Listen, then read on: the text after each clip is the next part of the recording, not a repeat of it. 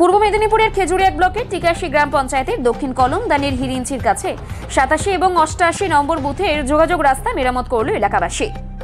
খেজুরি এক পঞ্চায়েত সমিতির বিরোধী দলনেতা ও কাঁথি সাংগঠনিক জেলা যুব মোর্চার সহসভাপতি সৌভিক মণ্ডল জানিয়েছেন, এই 150 মিটার রাস্তা দীর্ঘদিন ধরে বেহাল অবস্থায় থাকার জন্য স্কুল পড়ুয়া ও রোগী সহ সাধারণ মানুষজনের যাতায়াত সমস্যা হচ্ছিল।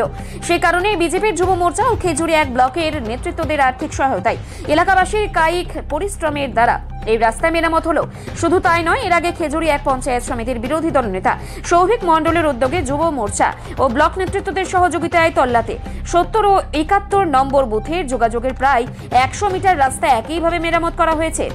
তিনি রাজ্য সরকারের উন্নয়নকে কটাক্ষ করে বলেন, গ্রামবাসীকে নিজেদের রাস্তা তৈরি করে নিতে হচ্ছে, এটি একটি উন্নয়নের অন্যতম নিদর্শন। রাস্তাটা হচ্ছে ইরিঞ্চি এবং দক্ষিণ কলমদান এবং কৃষ্ণনগর শাখাপাইয়ের মধ্যস্থ একটা যোগাযোগ রাস্তা, যাকে বলে ডাক সড়ক। এই ডাক সড়কে আজকে গত 3 বছর ধরে কোনো রকম কোনো রিপেয়ারিং বা কোনো ঢালাই কিংবা পথশ্রীর মাধ্যমে কোনো পোর্টালে রাস্তাটার কাজ হয়নি।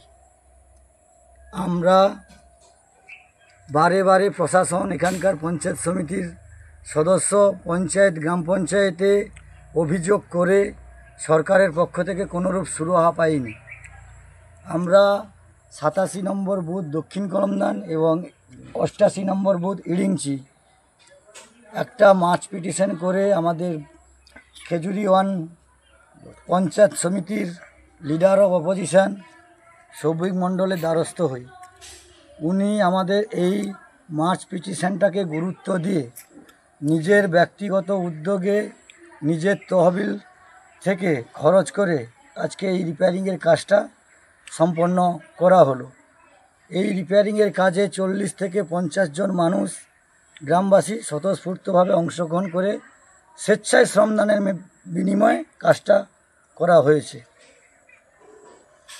দীর্ঘদিন খেজুরি এলাকায় রাস্তা অনুন্নয়ন বা খুব খারাপ কন্ডিশন, সেখানে গ্রামের সাধারণ মানুষ এবং স্থানীয় বিজেপির নেতৃত্বে তারা রাস্তার কাজে হাত বাড়িয়ে দিল এবং রাস্তার কাজ হলো। কি বলবেন সব মিলিয়ে? এটা বাস্তব সত্য কথা।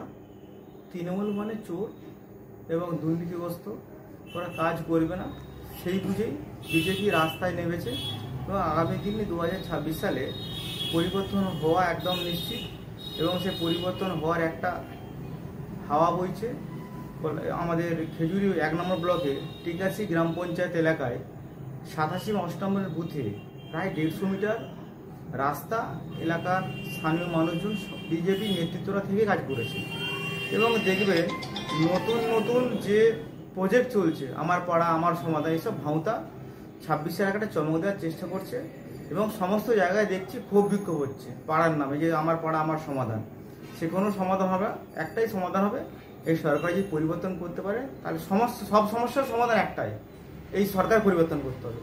আমি মনে করি শুধু খেজুরি নয়, কাঁথি থেকে কোলাঘাট, কোলাঘাট থেকে কাকদ্বীপ, সারা পশ্চিমবঙ্গের উন্নয়ন দেখতে পেয়েছেন একই হাল, বেহাল দশা রাস্তাঘাট এবং অনুন্নয়নে ভরপুর এবং স্বাস্থ্য শিক্ষা সমস্ত দপ্তর এখন জেলে এবং আগামী দিনে গোটা এই যে পশ্চিমবঙ্গ সরকার চলছে এই দপ্তরটাই জেল থেকে পরিচালনা করবে এবং আগামী দিন এদের একটা সম্ভাব্য টিকিটের স্থান হয়েছে তিহার জেল।